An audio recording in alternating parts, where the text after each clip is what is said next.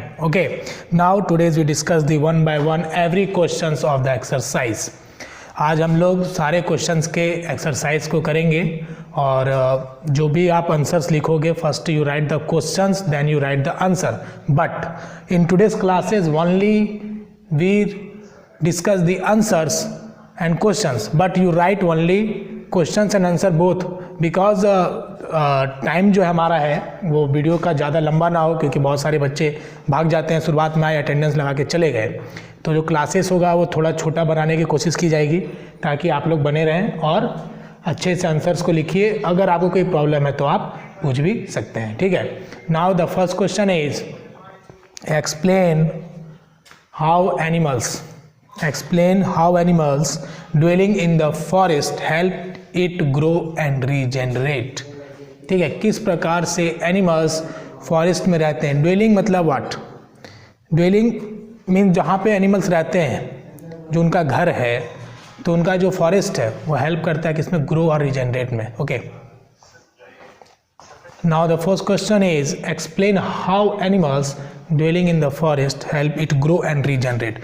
मैंने बताया था बच्चों की जो एनिमल्स जहाँ रहते हैं, जैसे हमारा जो घर है वो हमारा हम लोग होम कहते हैं, बट ड्वेलिंग होम आपने देखा होगा कि वर्ड यूज़ किया गया मीन्स जो एनिमल्स के रहने का जगह है उसको यूज़ किया गया ड्वेलिंग होम्स मीन्स जहाँ उनके रहने की जगह है उसको हम लोग ड्वेलिंग होम भी बोल सकते हैं. Okay. Now the first one is explain how animals dwelling in the forest help it grow and regenerate. ठीक है, तो इसका आंसर लिखेंगे हम लोग. Question number 1 answer.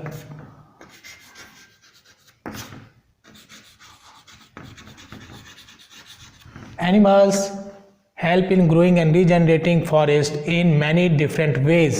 Okay, animal work as a cleaning agent.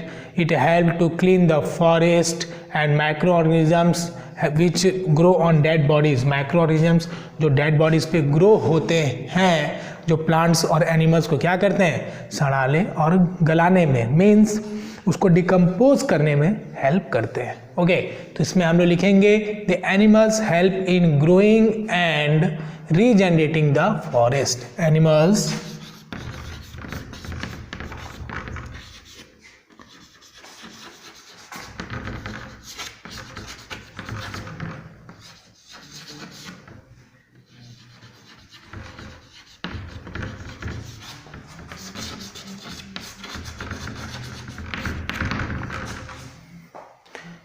Animals living in growing and regenerating the forest by using different ways. Animals work as a cleaning agent.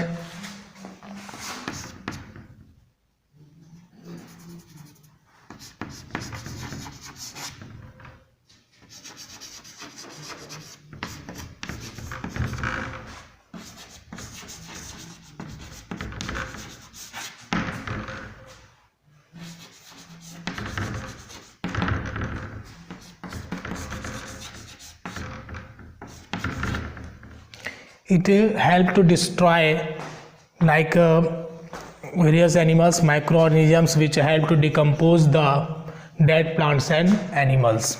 Okay, so it help to decompose like microorganisms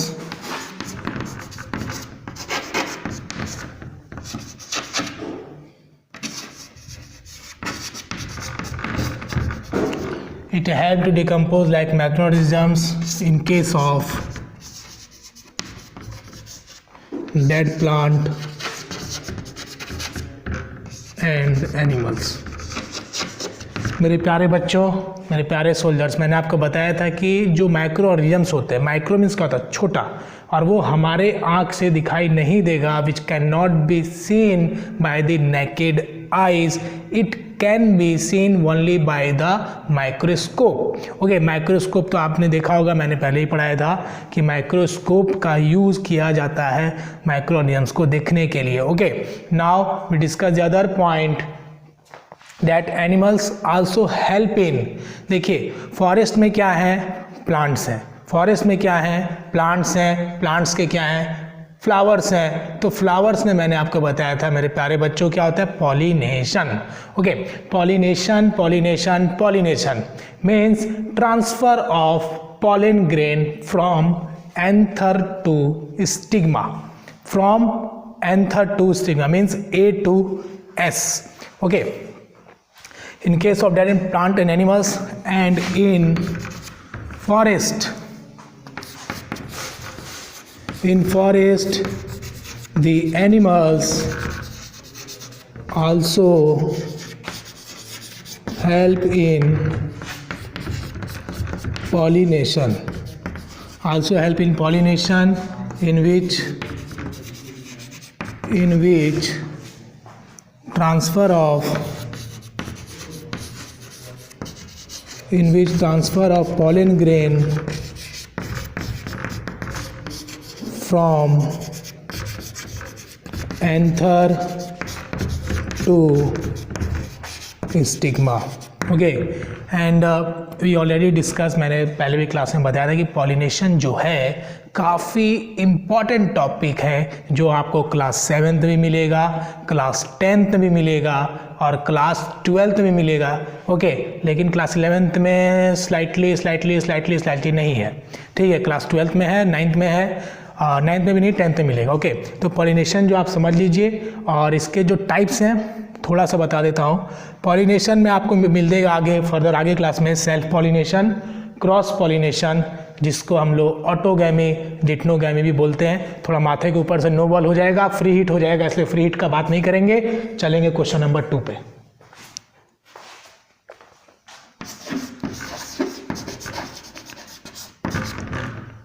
Without any free hit, now we discuss the question number 2. Question number 2 is very interesting, very easy. जो आपको पता है, बाढ़ का नाम तो आपने सुना होगा. केरल में जो आया था काफ़ी तहस नहस हुआ था, और इधर हैदराबाद में भी बहुत सारे पानी क्या हुए थे, सिटी में घुस गए थे, है ना, रिसेंटली की बात है.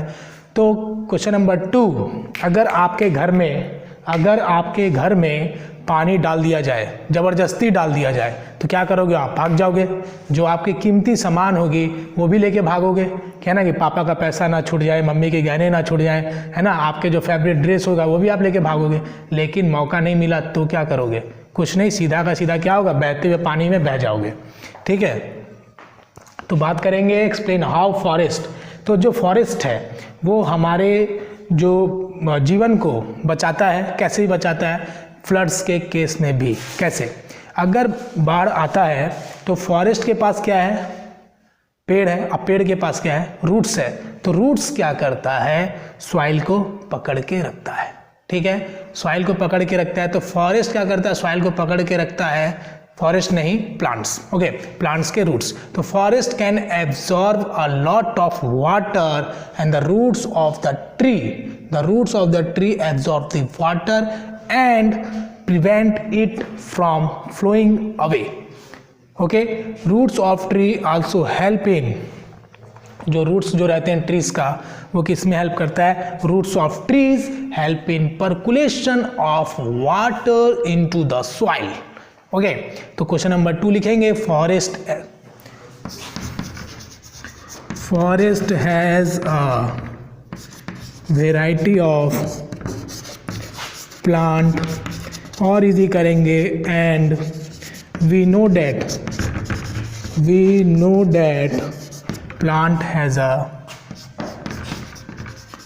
plant has a roots which hold the plant and जो रूट से क्या करता है? प्लांट्स को भी होल्ड करके रखता है और सॉइल को भी होल्ड करके रखता है. मीन्स ये बैटिंग भी करता है और बॉलिंग भी करेगा. विच hold the plant and soil tightly and soil क्या करता है बच्चों? सॉइल एब्जॉर्ब करता है वाटर को, और वाटर को जब एब्जॉर्ब करेगा तो फ्लड्स आने की संभावना कम हो जाएगी. ओके, तो हम लोग ने तोड़ के देखा कि forest has a variety of plant and we know that कि plant has a roots and which hold the plant and soil tightly and prevent from the tightly and absorb the water which help to prevent the floods.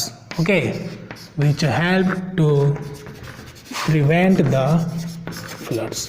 ठीक है, plants से हमें बहुत कुछ benefit होता है। हमने आपको बताया था प्लांट्स में जो हमारे पास सबसे प्राइमरी चीज़ है फ्रूट्स मिलता है हमें। बहुत सारे ऐसे प्लांट्स हैं जिसके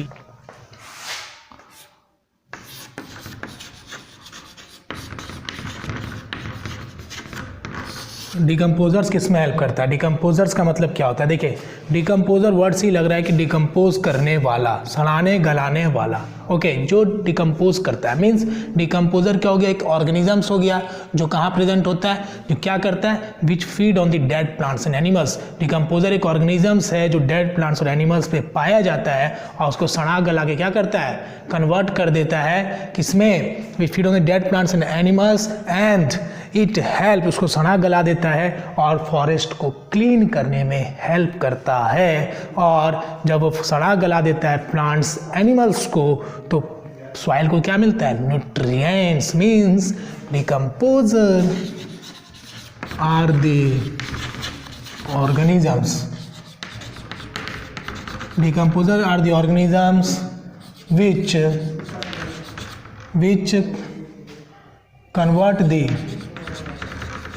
which convert the decomposer are the organism which convert the dead plants,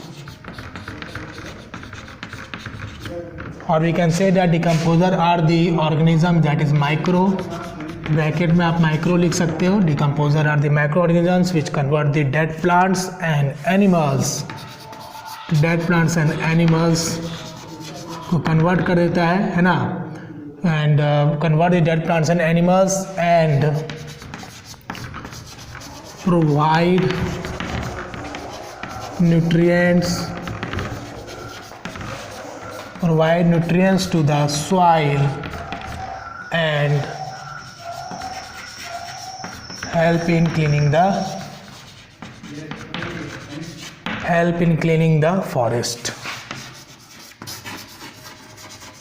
help in cleaning the forest. तो क्या एक माइक्रो ऑर्गेनिजम्स है डिकम्पोजर जो डेड प्लांट्स और एनिमल्स पे पाया जाता है और उसको कन्वर्ट कर देता है किसमें, मैन्योर्स बोल सकते हो, खाद में कन्वर्ट कर देता है और ये सॉइल के साथ मिक्स हो जाता है और सॉइल को क्या मिलता है, न्यूट्रिएंट्स।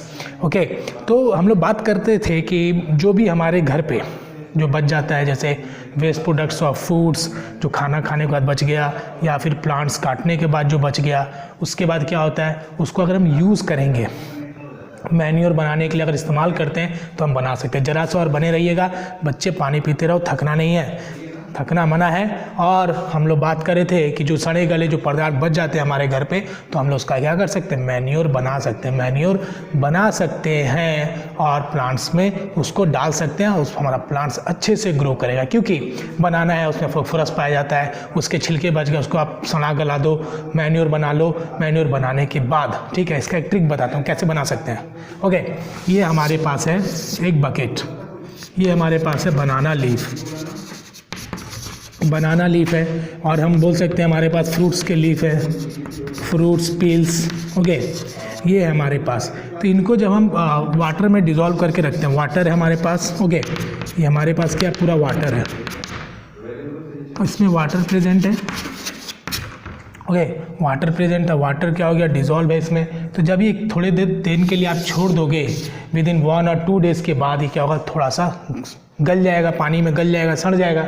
अगर आप ऐसे नहीं कर सकते तो आप ये भी कर सकते हो कि आपके पास ग्राइंडिंग मशीन होगा जिसपे हम लोग मसाला पीसने के लिए इस्तेमाल करते हैं। किस पे, मसाला पीसने के लिए इस्तेमाल करते हैं। तो मसाला पीसने वाले में सबको डाल दो, उसके बाद मसाला डालने वाले में डालने के बाद उसको पीस दो, तो क्या एक सॉल्यूशन बन जाएगा, पेस्ट बन जाएगा। उसके बाद उसको पानी में घोल दो, पानी में घुलने के बाद क्या होगा, वो सॉल्यूशन बन जाएगा और उसको डायरेक्टली हम प्लांट्स में यूज़ कर सकते हैं। ओके, तो ये वाटर में सड़ गल गया, आप इसको आप क्या कर सकते हो, सिंपल आप ऐसे स्टीर कर सकते हो और स्टीर करने के बाद वो सॉल्यूशन बन जाएगा। देन ये क्या बन गया, manure. Okay, then we easily used for the growth of plants. Okay, then we easily used for the growth of plant.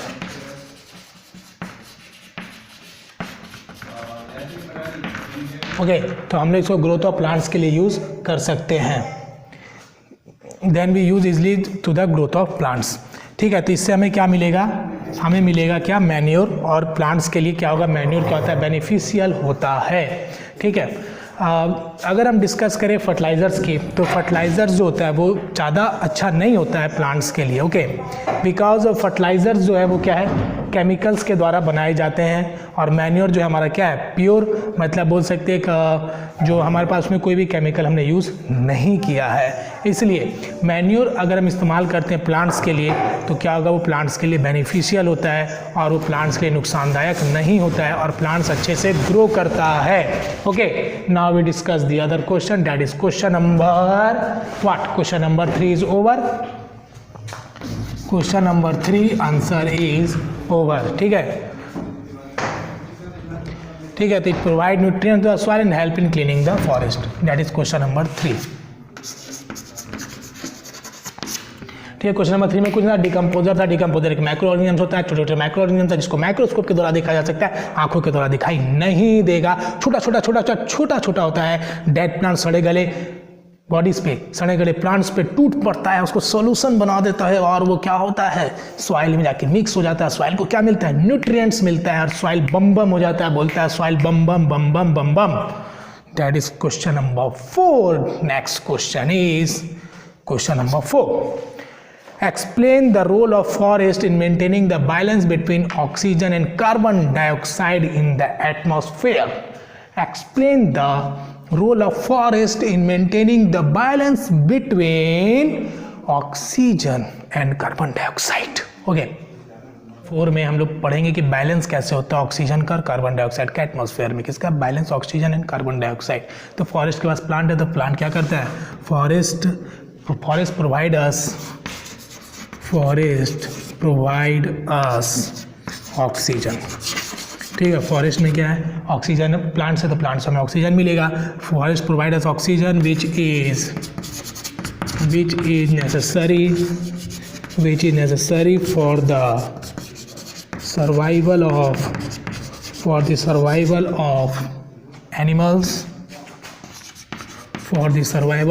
Animals and human beings. ठीक है, जो क्या है, ह्यूमन बींग्स और एनिमल्स के सर्वाइवल के लिए ज़रूरी है। Whereas the animals and human beings,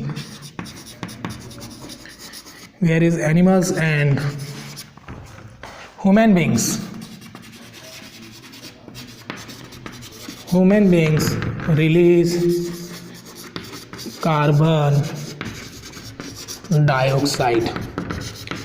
carbon dioxide, whereas animals and human beings release carbon dioxide which is necessary for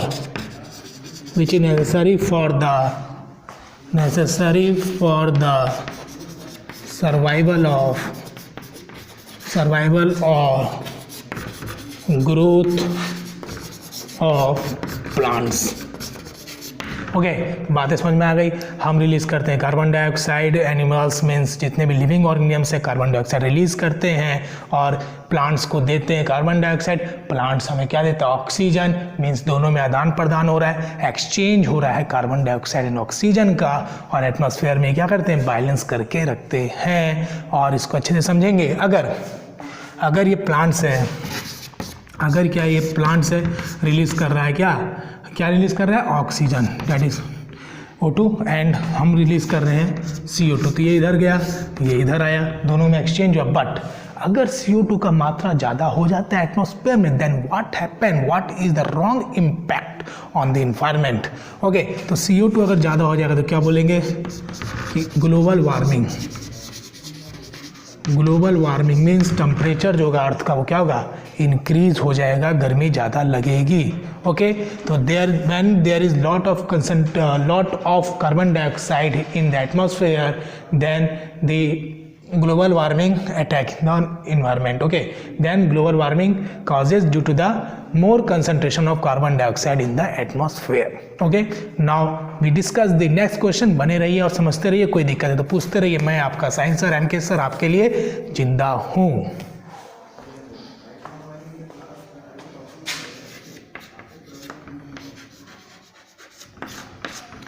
Question number 5 answer is very easy and the question is explain why there is no waste in the forest. बोलता है forest में किसी प्रकार की कोई waste ही नहीं है, कुछ ना कुछ सबका यूज है. मारेंगे पट से गिर जाओगे चट से, ऐसा काम नहीं करना है. बिकॉज आपके लिए मैं पढ़ा रहा हूँ, आपको पढ़ना है और कोई डाउट्स हो तो पूछना है. कोई दिक्कत नहीं है बच्चे, बने रहिए बने रहिए बने रहिए. Common common common. नींद नहीं आनी चाहिए, पेन चलते रहना चाहिए और दिमाग भी चलते रहना चाहिए. Okay, now the question number 5 is explain why there is no waste in a forest. Explain why there is no waste in a forest. कोई भी वेस्ट ही नहीं है फॉरेस्ट में. क्यों? बताइए बताइए बताइए. There is no waste in the forest because decomposer convert all the dead bodies of the plants and animals into the humus. जो plants हैं, जो animals हैं, उसको क्या कर रहा है डिकम्पोजर सड़ा दे रहा है, गला दे रहा है. उससे क्या मिल रहा है? मैन्योर मिल रहा है, खाद मिल रहा है. किसको? प्लांट्स को. और सॉइल भी फ्रेश हो जा रहा है. So there is no waste in the forest. Yes it is true. Yes, it is true. There is no waste. There is no waste in the forest. Yes, it is true. There is no waste in the forest because decomposer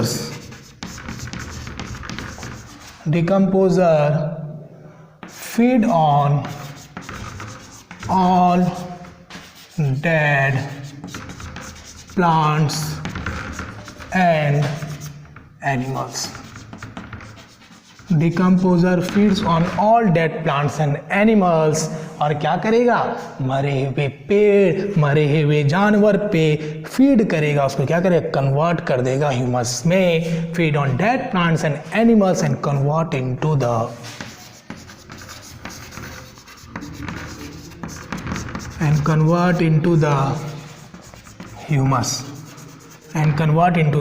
humus. Yes, it is true. There is no waste in the forest because decomposer convert all the dead plants, animals into the humus, which is beneficial for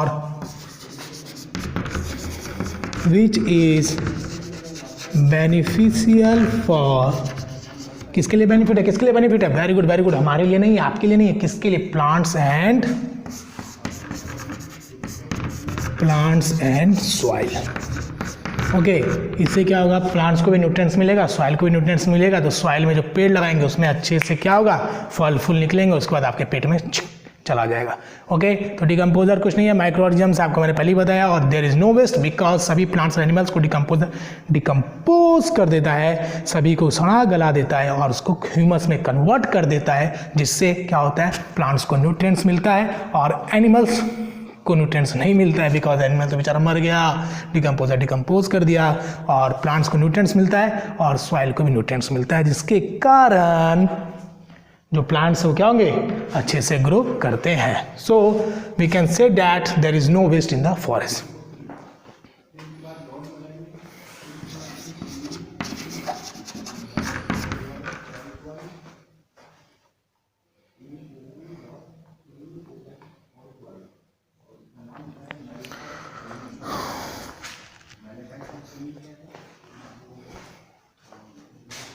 Now we discuss the question number 6. Question number 6 बोलता है list 5 products we get from forest. बने रहिएगा. List 5 products बनाना है forest से. कैसे कैसे हमें चीज़ें फॉरेस्ट से मिलते हैं. पहला मिलता है we get from medicinal plants. Medicinal plants हमें मेडिसिन मिलता है तो लिखेंगे we get medicine from forest. First we gain medicine from forest. Forest से हमें क्या मिला बच्चों? प्यारे बच्चों, क्या मिला? मेडिसिन मिला। दूसरा क्या मिला बताइए? गम, स्टार्च, सब कुछ मिलता है। We get wood, that we can say that furniture और wood from forest. Okay, furniture or wood from forest.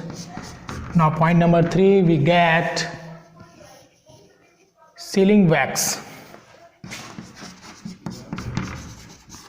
Sealing wax from forest. Okay, sealing wax भी हमें कहाँ से मिलता है? फॉरेस्ट से मिलता है। और we can say that हमें क्या मिलता है? और बताइए, हमें मिलता है वुड फ्यूल्स तो हमने लिख ही दिया, वुड हमें मिलता है और उसको हम लोग क्या करते हैं? लकड़ी को खाना बनाने के लिए भी इस्तेमाल करते हैं, जलाने के लिए, ठीक है। तो we get gum from forest and we also get what? We also get एक अपने से भी लिख सकते हो, पक्का लिख सकते हो, मैं तो 4 ही बताऊंगा। चलो, मुझे 4 ही बताना है, तो हम लिख सकते हैं we get gum from forest. Okay, हमें क्या मिलता है? फॉरेस्ट से गम मिलता है और क्या मिलता है? लिख देते हैं ना, सबसे पहला लिख देते हैं oxygen. We also get oxygen from forest, है ना, हमें ऑक्सीजन भी मिलता है। और हम लोग क्या करते हैं? फोडर, मतलब कि जो चारा होता है जानवरों के लिए, जो पत्ते होते हैं, वो भी हम लोग क्या करते हैं? फॉरेस्ट से लेके आते हैं। Okay, the last 5 products we get from forest easily sealing wax, seal करने वाले जो वैक्स यूज़ करते हैं हम लोग, मोम वाला। उसके बाद गम, जो आप लगाते हो कॉपी में गम, वो वाला। उसके बाद फर्नीचर, टेबल, कुर्सी, जो भी आपका फर्नीचर है, ये आपको मैंने दिखाया भी था कि ये जो फर्नीचर है, that's furniture is get from forest. ये वुड कहाँ से आया? फॉरेस्ट से आया। ओके, तो ये भी आपने को मैंने दिखाया। उसके बाद हम लोग लिखे ऑक्सीजन। ऑक्सीजन कहाँ से आया? फॉरेस्ट से, प्लांट से आया। Okay, now we discuss the next question.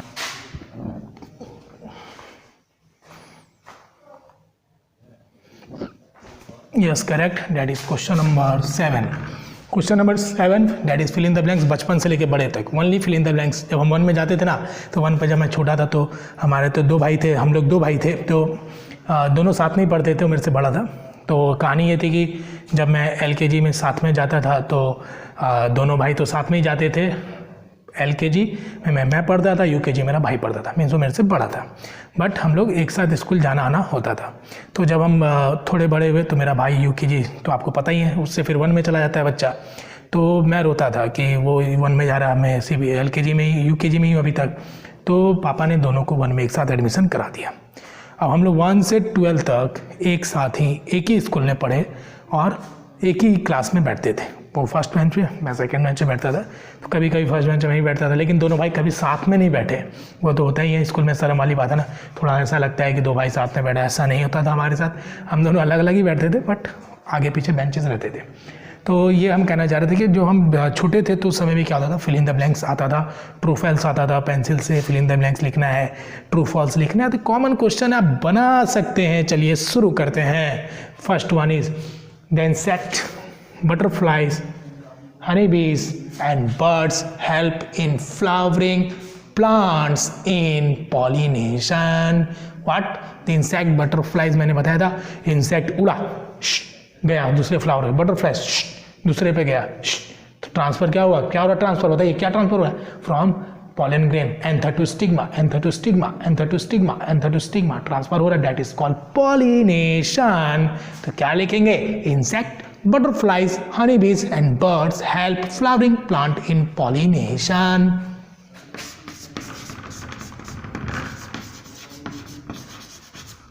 तो ये हो गया आपका pollination। क्वेश्चन नंबर 7 का A answer is pollination। Okay, ये हो गया pollination। बच्चों, मेरे प्यारे सोल्जर्स, छोटे भाई, छोटे बहन, मेरे बाबू, मेरे स्टूडेंट्स, क्वेश्चन नंबर B 7 का, A forest is a purifier of water and air. लिख सकते हैं एयर एंड वाटर। ओके, तो आपका जो प्यूरिफायर है किसका है? फॉरेस्ट प्यूरिफायर है किसका? आपका एयर एंड वाटर का। That is question number 7B। Okay, And what about the C? C is herb from the layer in the forest that is the lowest. ठीक है, तो आपको लिखना है herb from the layer in the forest, वो क्या हमारा lower होता है, ठीक है, लोएस्ट होता है, तो लिखेंगे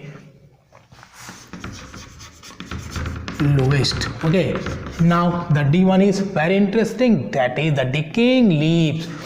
जो सड़े गड़े जो लीव्स हैं, डिकेइंग लीव्स हैं, जो सड़ गल जाते हैं. And animals dropping in a forest enrich the. मैंने अभी थोड़ी देर पहले बताया कि सड़े गले जो पौधे गल जाते हैं उससे क्या मिलता है, हमें ह्यूमस मिलता है. Okay, soil such as humus, soil such as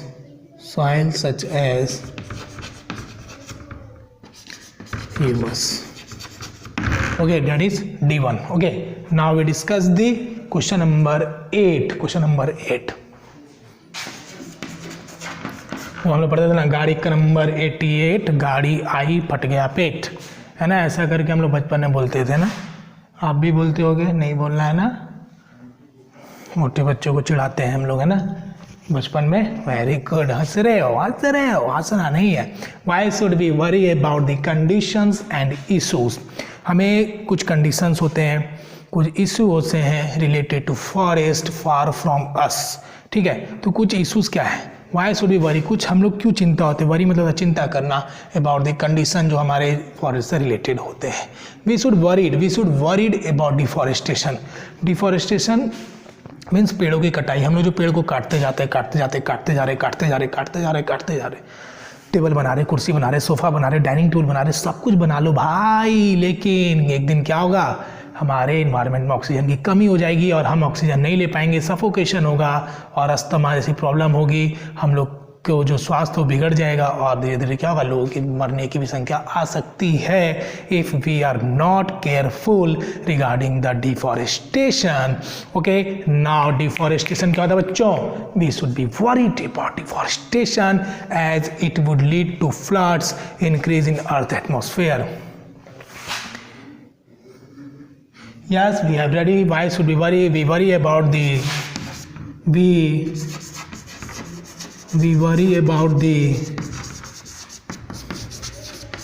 cutting of trees. That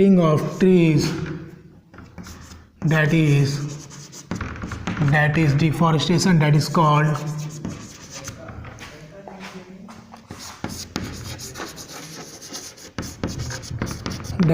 deforestation. ठीक है, डिफॉरेस्टेशन में क्या होता है बच्चों, कटिंग ऑफ ट्री होता है, which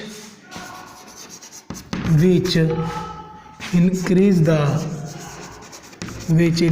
the earth atmosphere.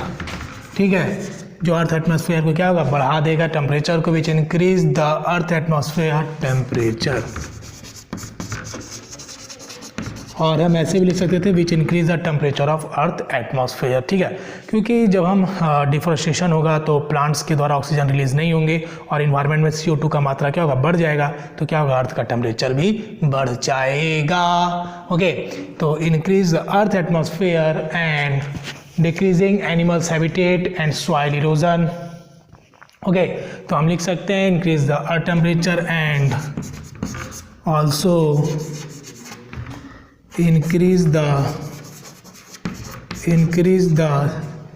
disaster, increase the negative effects like floods and soil erosion in our atmosphere. Okay, floods आ सकते हैं और सॉइल इरोजन. मैंने बताया था बच्चों कि सॉइल इरोजन क्या है बच्चा, अरे बच्चा क्या है ये, क्या सॉइल है, क्या है ये सॉइल है, क्या है बच्चा, सॉइल है.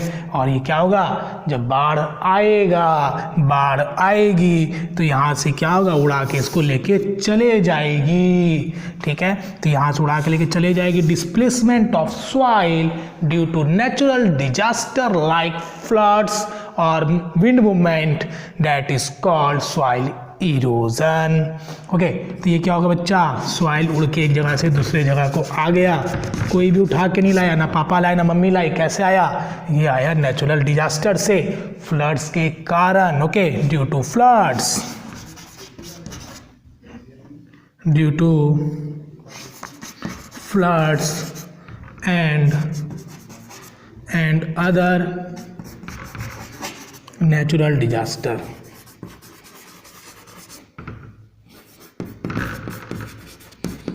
ठीक है, ना पापा लाए ना मम्मी लाई ना भाई लाए ना बहन लाया, कैसे आया, नेचुरल डिजास्टर के कारण। ओके, क्या हुआ, नेचुरल डिजास्टर के कारण फ्लड्स आ सकता है। तो सॉइल इरोजन भी उसी कारण क्या होता है, मट्टी का कटाव होना, मतलब मट्टी एक जगह से दूसरी जगह को चला जाता है पानी के बहाव के कारण, विंड के बहाव के कारण। और we can say that due to the movement of wind speed और due to the movement of wind the soil displace from one place to other। Okay, that is called soil erosion। Okay, question number 9 is very interesting, that is explain why there is a need of variety of animals and plants in a forest। अलग अलग तरह के plants, केवल चूहा ही केवल ना रहे, केवल मक्खी ना रहे, शेर, चूहा और हाथी सब रहे फॉरेस्ट में, क्यों जरूरी है, why there is a variety of animals, why there is a need of variety of plants animals in a forest, क्यों जरूरी है बताइए। देखिए होता क्या है, फूड चेन है, फूड चेन है, अगर शेर है वो हिरन खाता है, अगर हिरन ही नहीं रहेगी तो शेर भी नहीं रहेगा, मर जाएगा बेचारा भूखा। तो भाई शिकार को शिकारी चाहिए और शिकारी को शिकार नहीं चाहिए, उसको जान बचाना है और उसको खाना है। इसलिए due to the food chain and food wave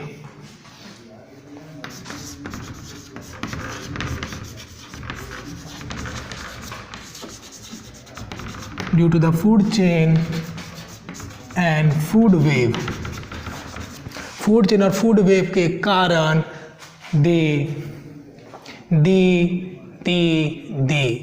there is a need of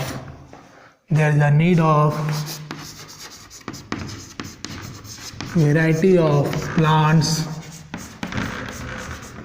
and animals।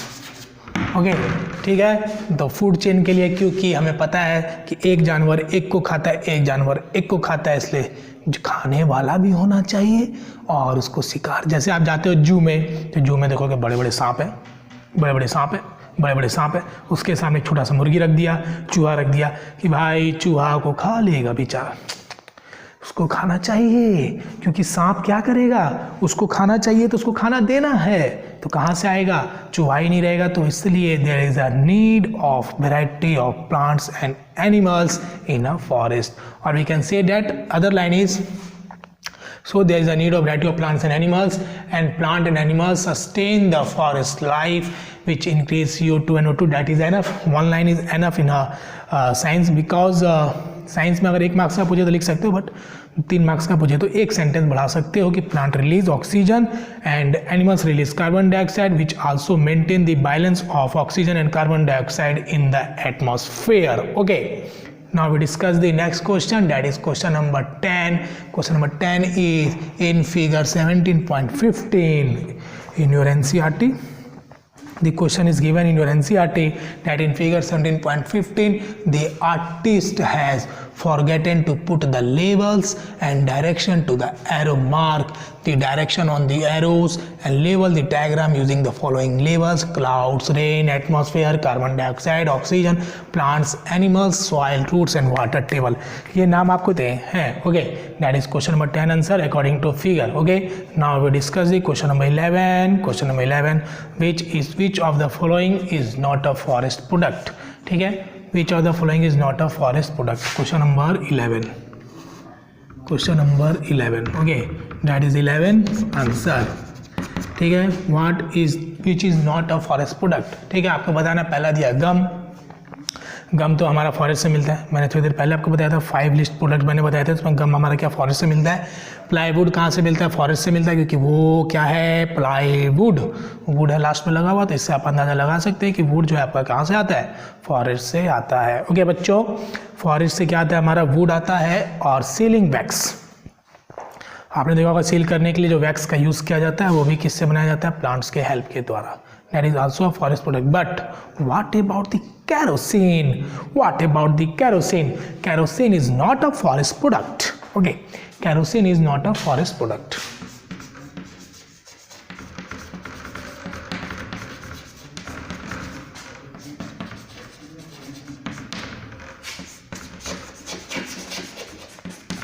Kerosene क्या बच्चों, कैरोसिन क्या फॉरेस्ट प्रोडक्ट नहीं है. ठीक है, कैरोसिन क्या आपका फॉरेस्ट प्रोडक्ट नहीं है. ठीक है, now we discuss the question number 12.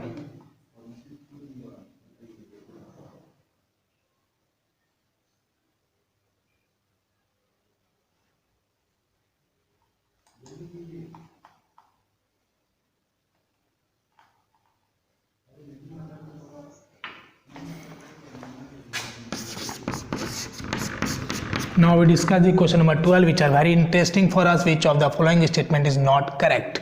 Okay, हमको बताना है बच्चों कि इसमें से कौन सा स्टेटमेंट है जो गलत है, जो सही नहीं है. फर्स्ट बोलते हैं forest protect the soil from erosion. बहुत सही, इसमें हमको गलत स्टेटमेंट चुनना है but first statement is correct. जो हमारा पहला स्टेटमेंट दिया है that is correct. Second statement बोलता है बच्चों plant and animal in a forest are not dependent on one another. But हमें क्या जोड़ना है कि इसमें क्या लिखा, not dependent but plants and animals एक दूसरे पर निर्भर है. इसने बोला कि वो निर्भर नहीं है लेकिन हम बोलते हैं निर्भर है. Means this statement is not correct. Means plants and animals are not dependent to one another. ठीक है, वो एक दूसरे पर डिपेंडेंट हैं. तो ये स्टेटमेंट क्या हो जाएगा, गलत हो जाएगा क्योंकि यहाँ पे नॉट लगा दिया, यहाँ पे नॉट नहीं होना चाहिए था. नाउ दी तीसरा नंबर है हमारा. Now third statement is forest influence the climate and water cycle. Very good, influence करता है, that is right. Fourth statement बोलता है कि soil help forest to grow and regenerate. Yes, help करता है रीजनरेट करने में. ओके, तो ये हमारा हो गया चारों स्टेटमेंट बिल्कुल सही.